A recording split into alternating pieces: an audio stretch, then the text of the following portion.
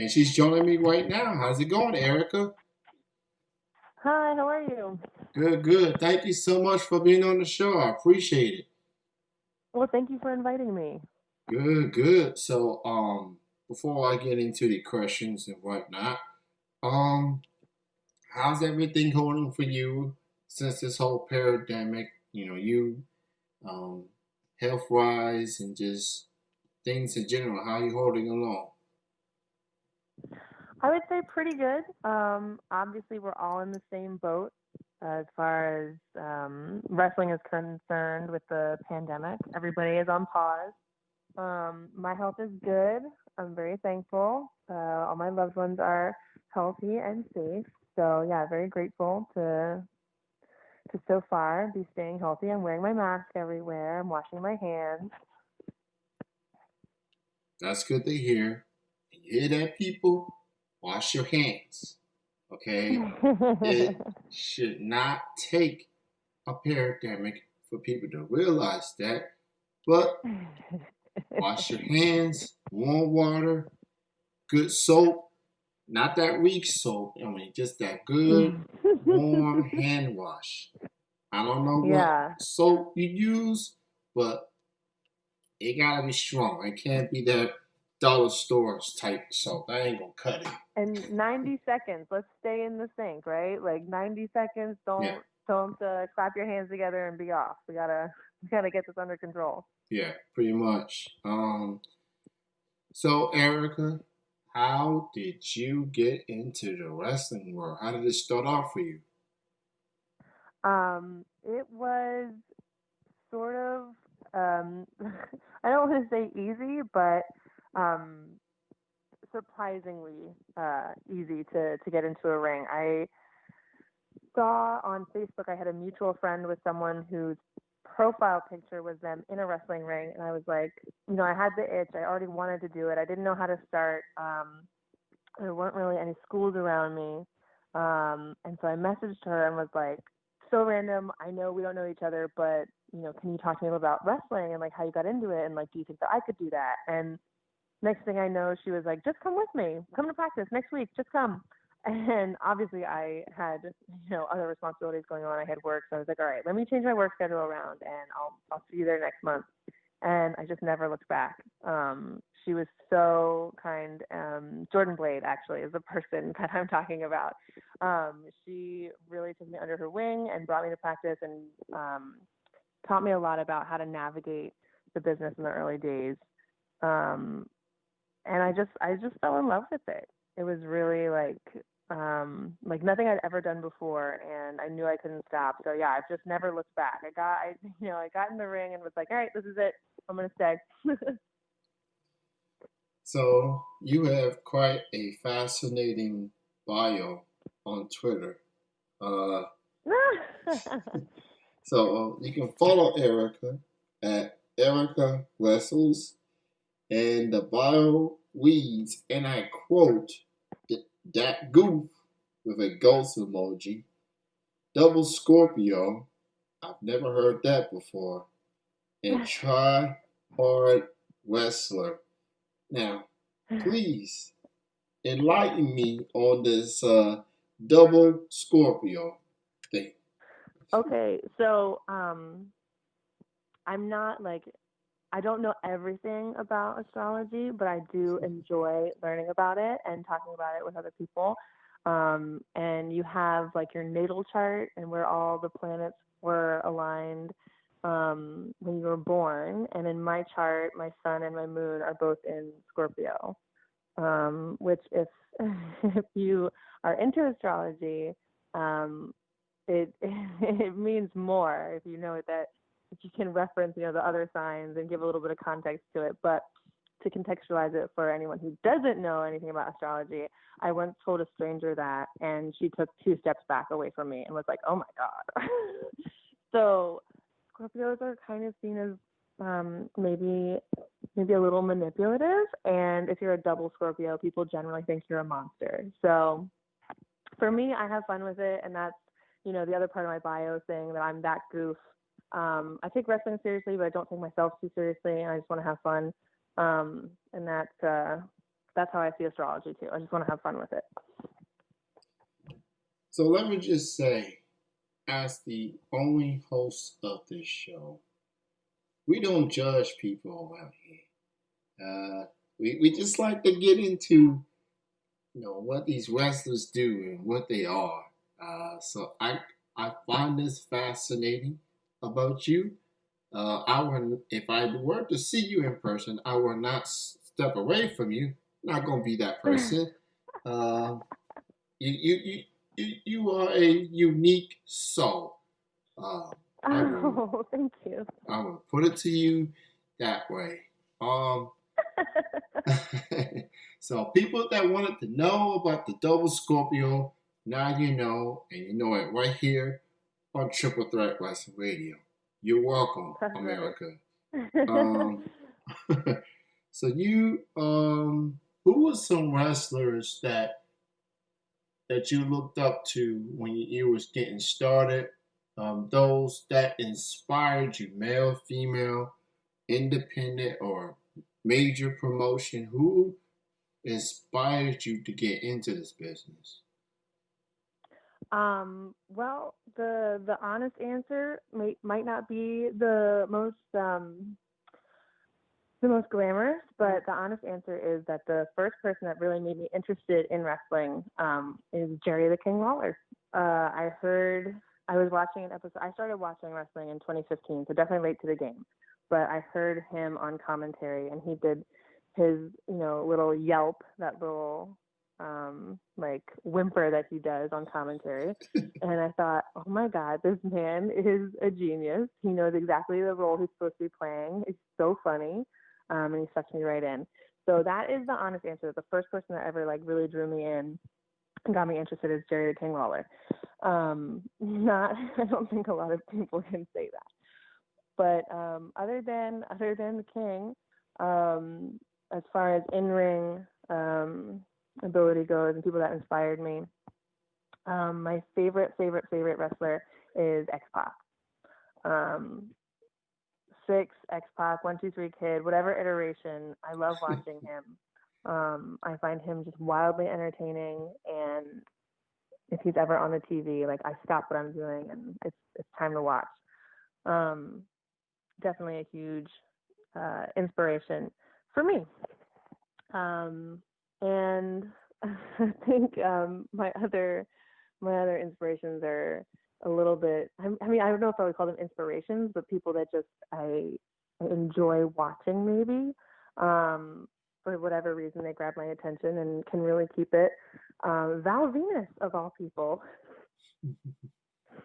Val Venus, I think, is an unsung hero, totally underappreciated, and I love watching his wrestling. I don't necessarily care for his Twitter takes these days, but you have to separate the art from the artist, and I just really enjoyed his run. In Right to Censor, and before that, as the briefly the Intercontinental Champ, I believe. Val Venus makes my list of inspirations and people I find interesting. Val Venus, only that guy can go to a portray adult film star to White to Censor, okay, and then the current person that he is now, I don't know, maybe he took too many hits to the head to be coming up with these Twitter fingers and whatnot.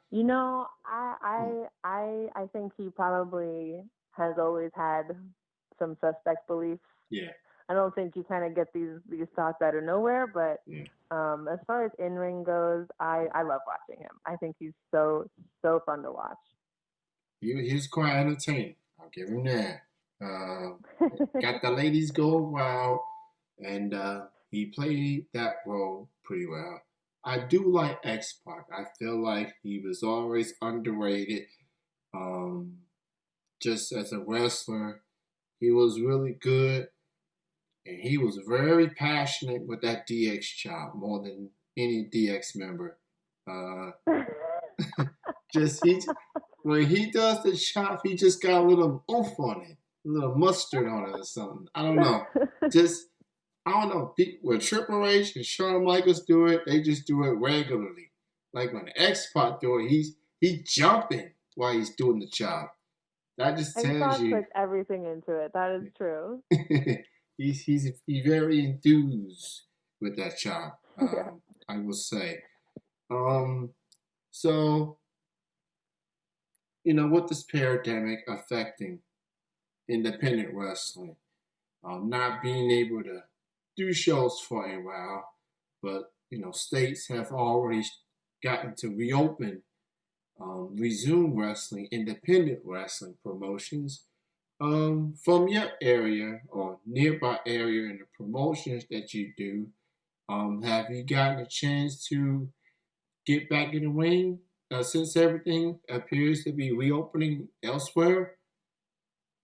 Yeah, I have. I've had a couple matches uh, since the summer, and I think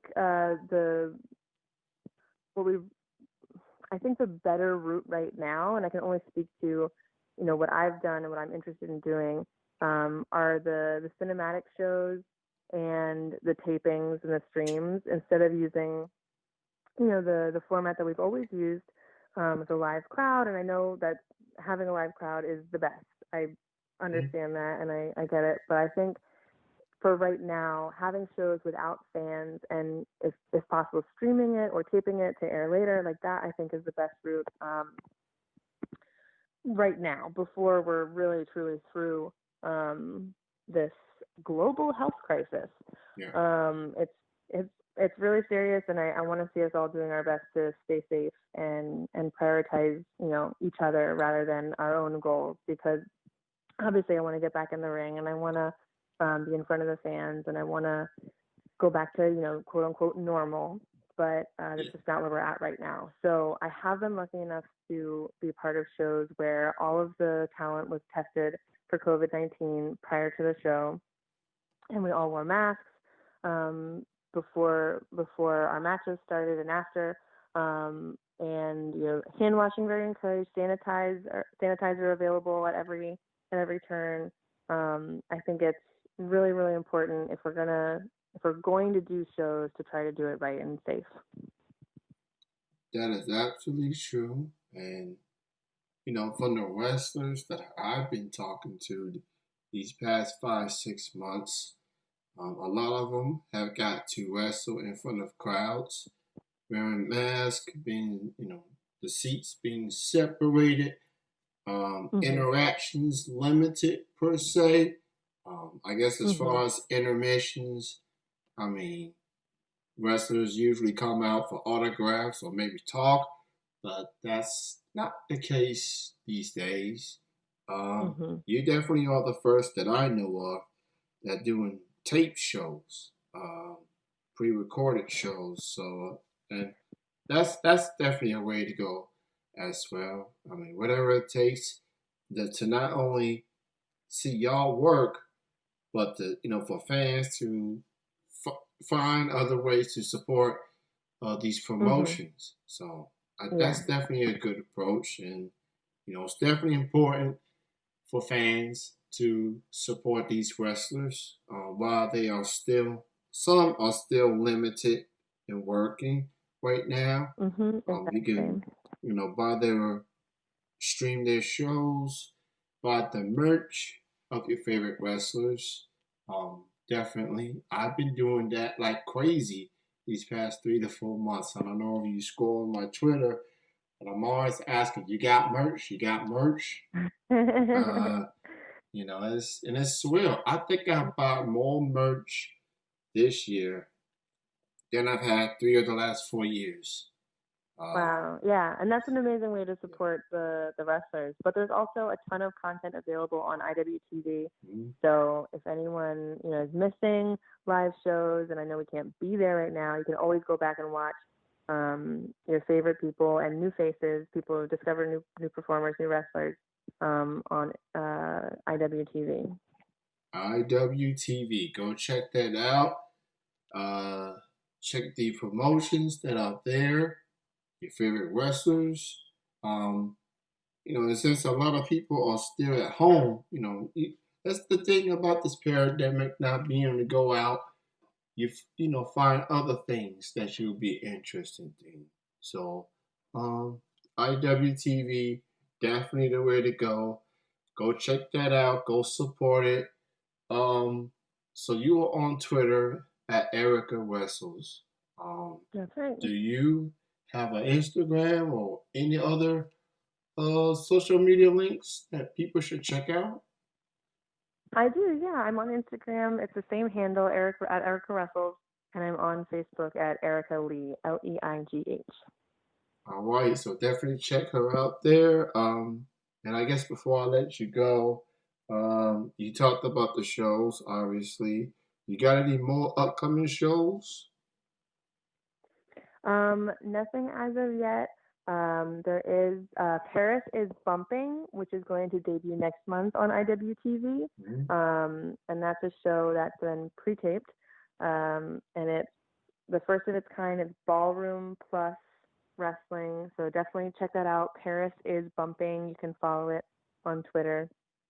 But that's what I have on the horizon. All right, so go check that out. Follow her on Twitter, Instagram. Erica, it's great having you on the show. Thank you so much for your great time. With you. Great chatting with you. And thanks for the follow, by the way. I got the follow. Yeah. I was just talking and I get the notification on my iPhone. Ooh, she followed me. Like, not many people follow me, especially prior to an interview.